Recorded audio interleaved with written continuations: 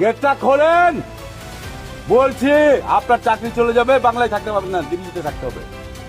দিল্লিতে থাকতে হবে, চামড়া তুলে দেবো। আপনাকে বলছি গেটটা খোলেন। কেউ ঢুকবে না, কেউ ঢুকবে না, এক দুজনাই যাদের আইডি আছে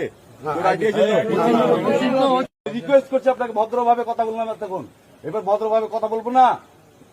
রাজ্য সরকারের বেতন খাচ্ছেন, রাজ্য সরকারের পুলিশ আপনি, সেন্ট্রাল ফোর্সের দালাল না আপনি। আপনি গেট খুলুন, ইভিএম দেখান। আপনি গেট খুলুন, ইভিএম দেখান।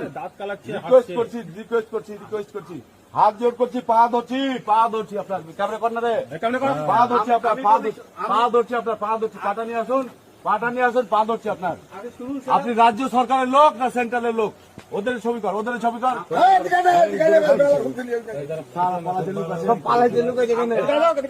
আপনি আমাদের রাজ্য সরকারের পুলিশ তো কেন ছিলেন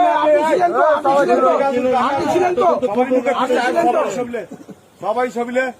আমরা ঝগড়া মারপিট করতে আসিনি, পারবো না। সেন্ট্রালের সঙ্গে লড়াই করে পারবো না।